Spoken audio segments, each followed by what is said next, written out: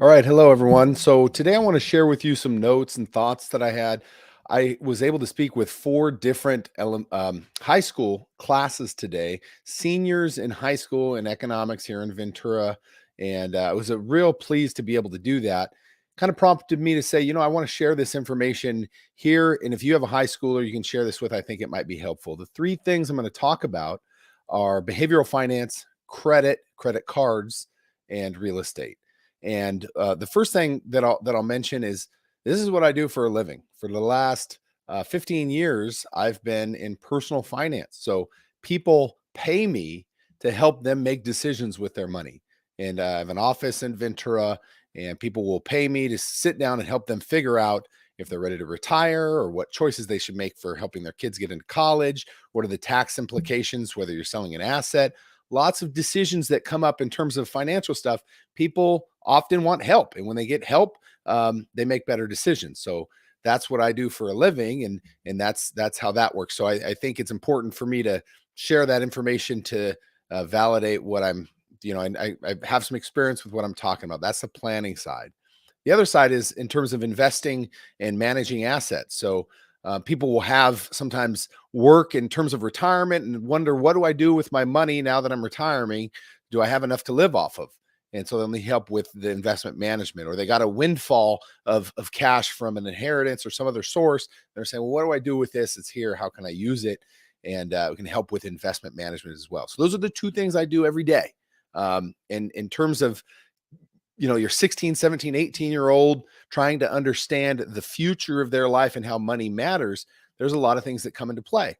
And what I'm going to start with is behavioral finance. It's all decisions. It's all decisions we have to make at some point.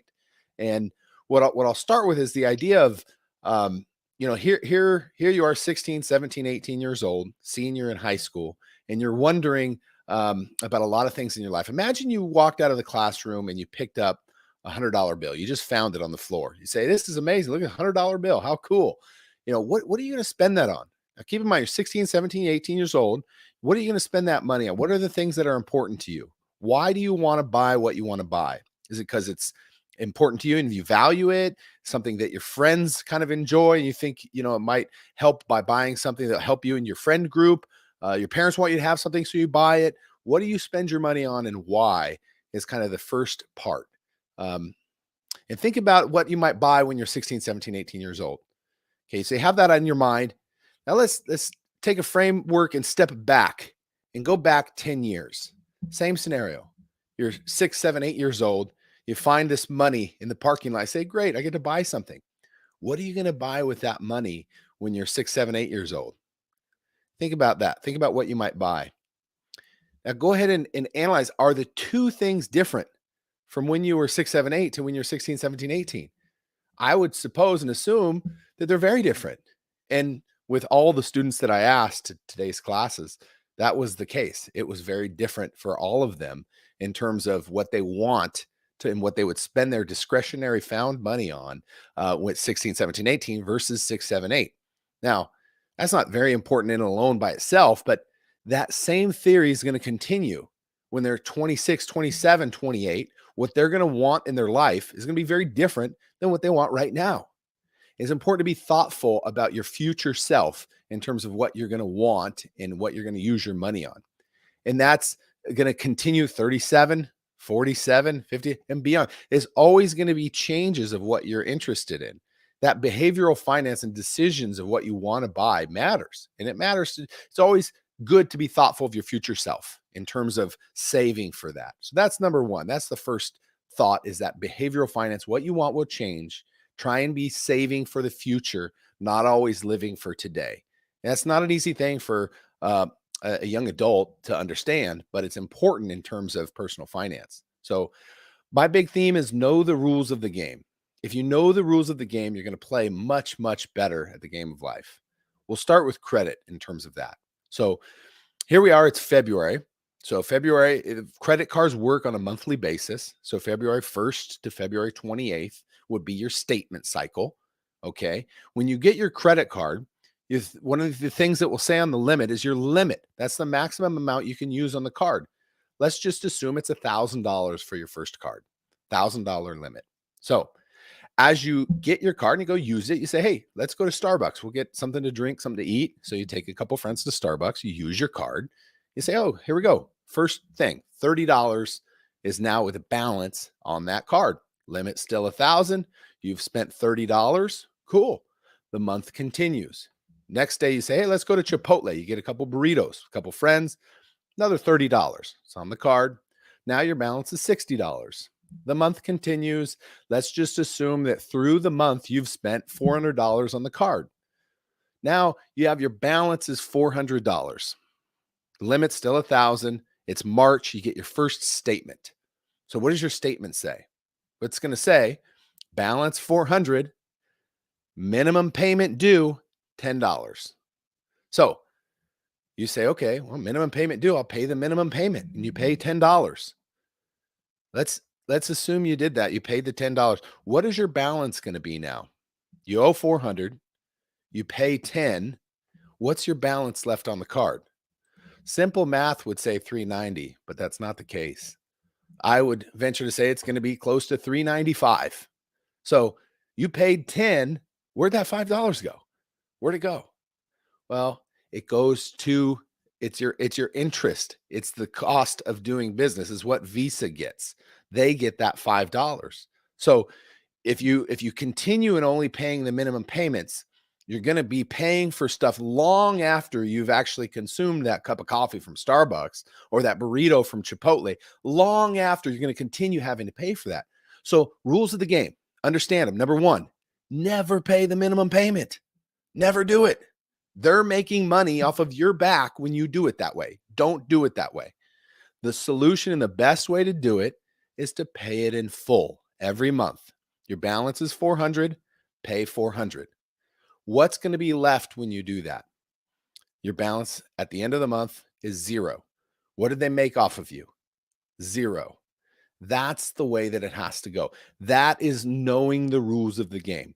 Use your credit card, pay off the balance in full every month. And when you do that, you'll be in much better shape moving forward. They're making money not off of you.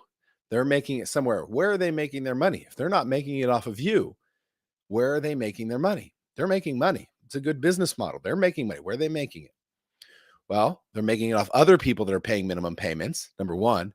But the main source where they're going to make their money is off of the swipe, the transaction fee. When you use your card at Starbucks and you end up buying that coffee, it's $3, let's say. You buy $3 coffee. Visa is vouching for you and running tab for you. And then they're going to go pay Starbucks, but they're not paying them $3. They're going to pay them like $2.91. Where does that 9 cents go? That 9 cents is going to Visa. That's what they made transaction fees for the swipe. It's a rough estimate. It's around 2 to 3%. But sometimes at small businesses, you'll see like that fee. If it's under $5, you have to pay 35 cents. That's because that's a transaction fee.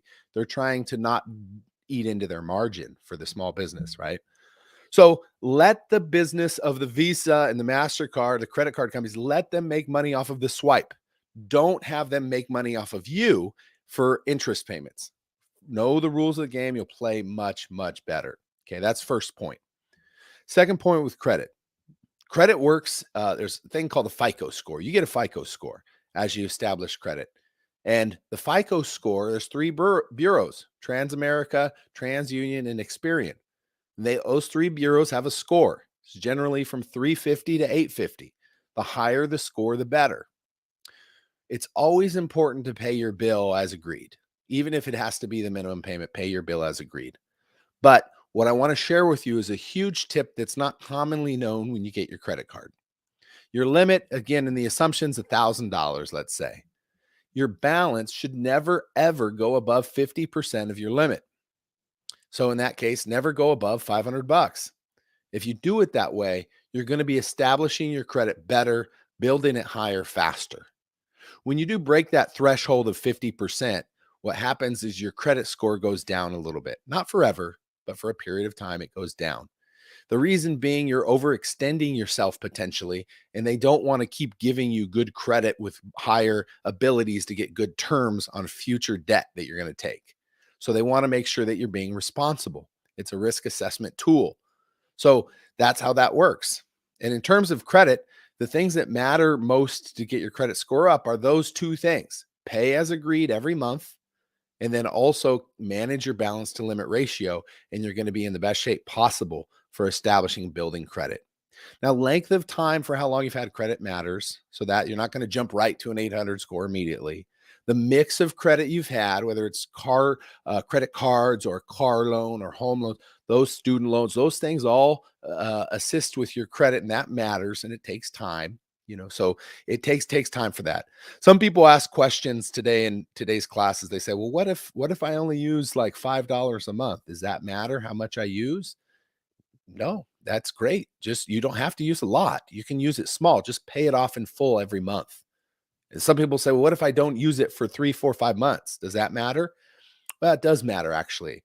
I think after 6 months, the ability, if you're not using it at all, you just put it in your dresser drawer, you're not going to be helping your credit much further beyond that. So you want to use it a little bit if you're trying to establish and build credit.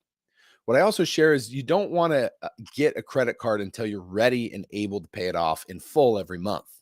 So, for most people, that means when you have a job and you have some income, you have to be real careful. Okay. So the next thing I'll say is that life happens. Life happens. We kind of get excited about things, or that maybe our roommate's not able to pay their portion of rent. Maybe our car breaks down one month. The refrigerator also breaks at the same time. Things happen. Life is going to happen. There's surprises that happen for us all.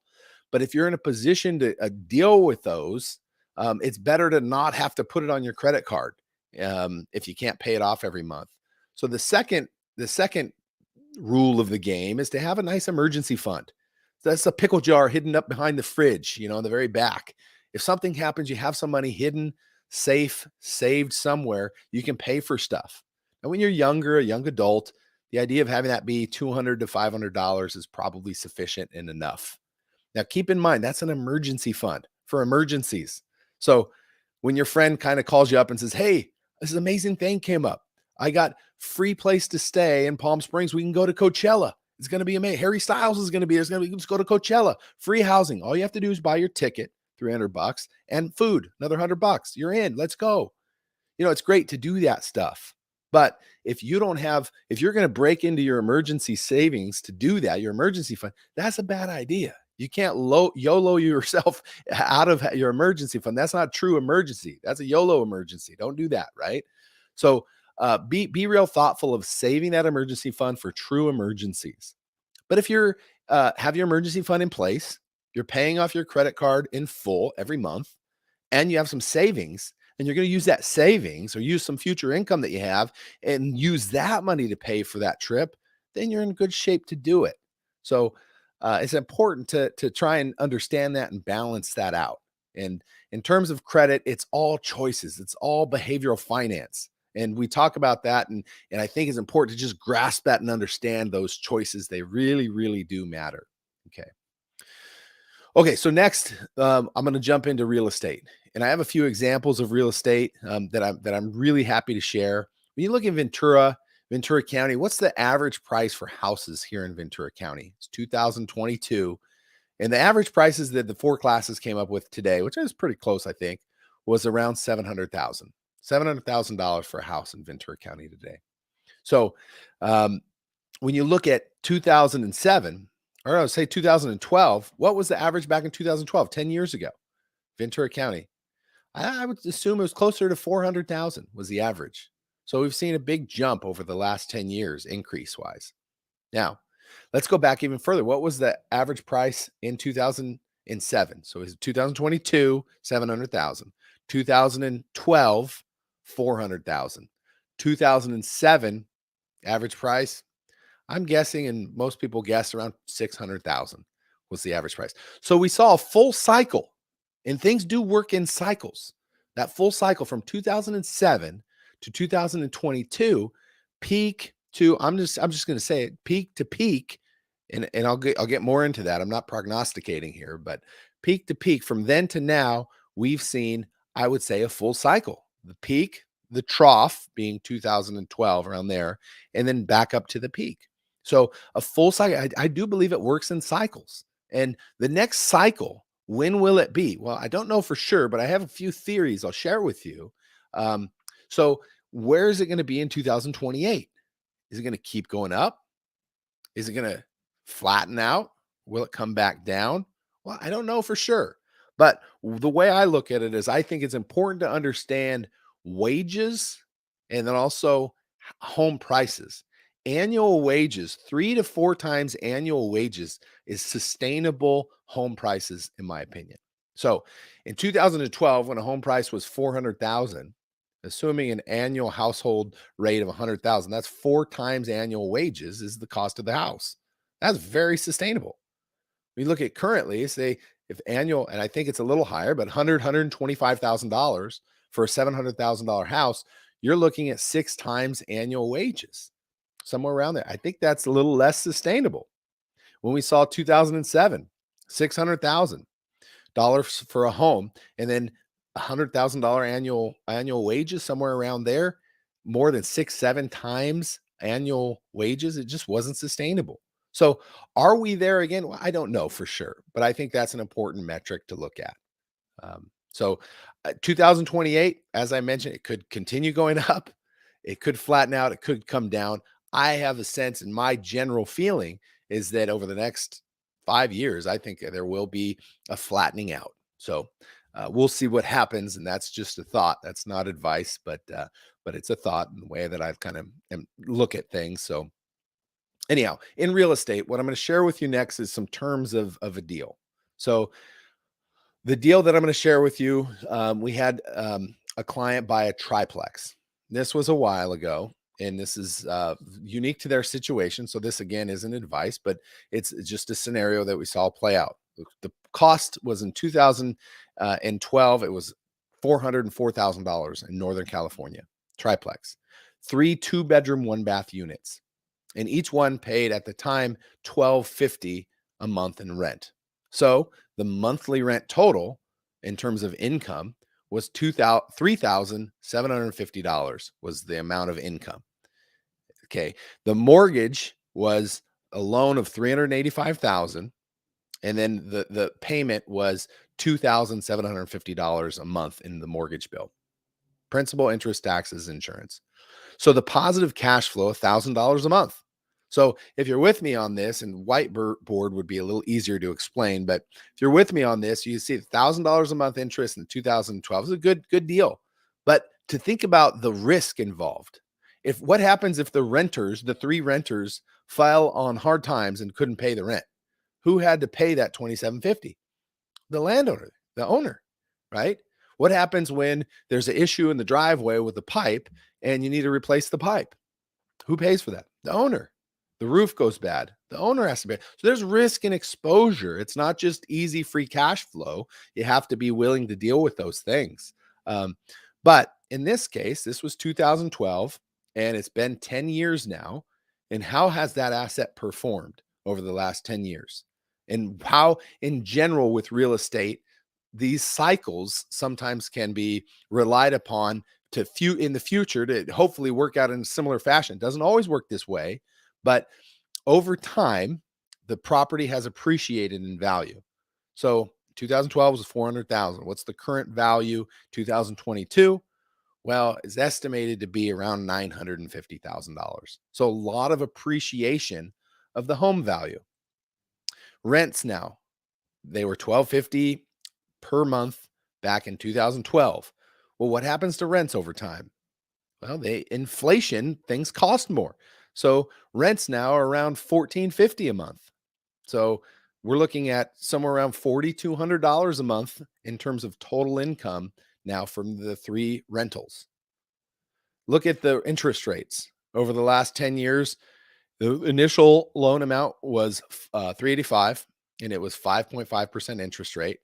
So interest rates have gone down. There was a refinance. Now it's at 4%. So the payment's only $2,500. So now they're making over $1,700 a month in positive cash flow. So you see how that works out. In addition to that, the loan amount was $385 back then. It's currently $305. So the loan goes down in value. It's been a good asset in terms of all 4 of those things. The home has appreciated. Rents and inflation of rents has gone up. The loan has been being paid down. Interest rates went down, refinance, get better terms on the loan, more cash flow. So you have to look at assets in a way where what goes up in value or pays you more in terms of income, or that's the key focus. What I want to share with you on that is a book that I read when I was in high school.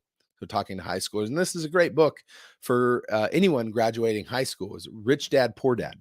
It talks about how acquiring assets, minimizing liabilities, acquiring assets, minimizing liabilities. And you look at things like a car. Is that an asset or a liability? The reality is a liability. It goes down in value, and it doesn't pay you anything. You look at assets, things that will go up in value or will pay you along the way. So you want to acquire those. All right. Well, that's just a few of the notes of what I shared in today's communications with the high school students in the economics class, the seniors. Had a really good time. I really appreciated being asked to speak there. I'm happy to speak to kids about this stuff. I think it's so important. And when I was growing up, my parents, we had problems with money. And I think those problems that we had really propelled me to have much more of an interest in helping people with money and helping myself not make the mistakes that my family made. So anytime I get the chance to speak to high school kids, always happy to do it. I do have a video I'm going to share as well. I made this video when we talk about investing. I think this video really hits the nail on the head in terms of investing. So let me share this with you now. I'm going to put it on, and then we'll close it out after this video. A big issue with financial matters is procrastination. I want to highlight an example of what that looks like and how it plays out. Procrastination can hurt you financially. We're going to take a look at two brothers, Jason and John. They're twins. And Jason had a job in which he contributed $4,000 a year into his retirement account. It started at the age of 18, and he did this until age 26. We did it for 8 years, and then he stopped. Meanwhile, his twin brother John was busy in school. He became a doctor, and then at age 26 is when he started contributing $4,000 a year for his retirement. John continued this $4,000 a year for 40 years. In total, he put away $160,000 for his retirement. At the age of 65, whose retirement account do you think had more money? Was it Jason, who only contributed $32,000, or was it John, who contributed $160,000? Let's assume that they had. So this is interesting, right? You look at Jason; he started 8 years earlier, but then he stopped, and then the other brother, John, he started later and he kept going. Now this is interesting. I'm trying to use this example to highlight a few things. So let's see how it plays out. A 10% return. With that, Jason ended up with $1.5 million by the age of 65. Meanwhile, John only earned $1.3 million. Now keep in mind, Jason only invested $32,000 compared to John's $160,000. But his money earned interest for 8 years longer. That's Jason. So it wasn't the amount of money that was invested, it was the time value of the money. Jason didn't procrastinate, and by investing sooner, his account was able to grow larger.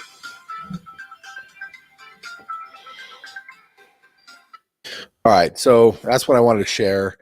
I think it does really showcase the idea of starting sooner. Starting sooner helps. Obviously, that example is purely an example. 10% is not easy to get annually, and that's not, as far as what we should always assume we're going to get. But keep in mind, starting soon is a really big deal, really big deal. Well, I hope this helped. I did want to share this. I enjoyed speaking to the students, as I mentioned, and happy to do that. So if you know or have an economics student, high school student, and you want me to speak to their class, I'd be happy to do it. Just reach out.